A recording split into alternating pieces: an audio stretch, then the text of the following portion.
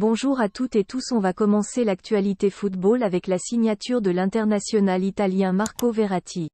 Quelques mois seulement après sa prolongation de contrat jusqu'en 2026 avec le club de la capitale, Marco Verratti met un terme à son long chapitre au Paris Saint-Germain, et s'engage avec le club qatari d'Al Arabi pour 3 saisons. Arrivé dans la nuit de lundi à mardi, l'international italien a passé sa visite médicale et signé son contrat dès son arrivée au pays. Le transfert est estimé à 45 millions d'euros. Très content. J'ai hâte de commencer cette saison.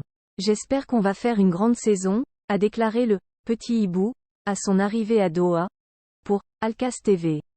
Indésirable par le nouvel entraîneur du PSG Luis Enrique, le joueur de 30 ans était mis à l'écart du groupe et n'a pas participé à la moindre minute depuis le début de la saison.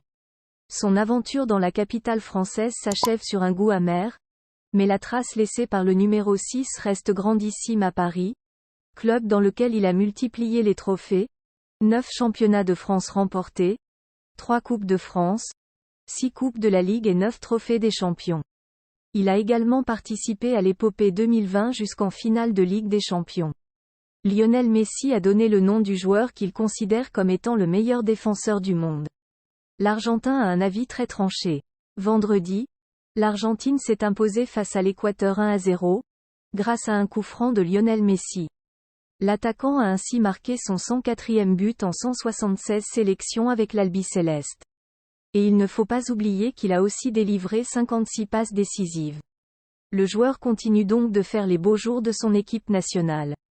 En marge de la rencontre, l'ancien Parisien a désigné celui qu'il estime être le meilleur défenseur du monde. Pour moi, Cristiano Romero est actuellement le meilleur défenseur du monde. Performance incroyable ce soir, homme du match, a déclaré le champion du monde face au micro. Que ce soit avec le Real Madrid ou la sélection anglaise, Jude Bellingham continue de rayonner sur le jeu de son équipe. L'Écosse était pourtant prévenue. Jude Bellingham est intenable. Déjà auteur de 5 buts et une passe décisive en 4 apparitions avec le Real Madrid cette saison, le milieu de terrain a visiblement déjà passé un cap en Espagne. Aligné par son sélectionneur Gareth Southgate pour un match amical face aux Écossais. Et comme les équipes de Liga, ils ont mordu la poudre.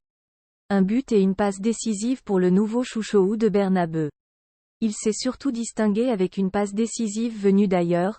Contrôle orienté pour éliminer 2 défenseurs puis passe soyeuse vers Harry Kane. Le capitaine des Sri Lions n'avait plus qu'à finir seul face au but. Un bonbon à découvrir en vidéo. Merci d'avoir regardé la vidéo, nous espérons que la vidéo vous aura plu et si c'est le cas n'hésitez surtout pas à vous abonner à notre chaîne. Et merci, on se dit à plus.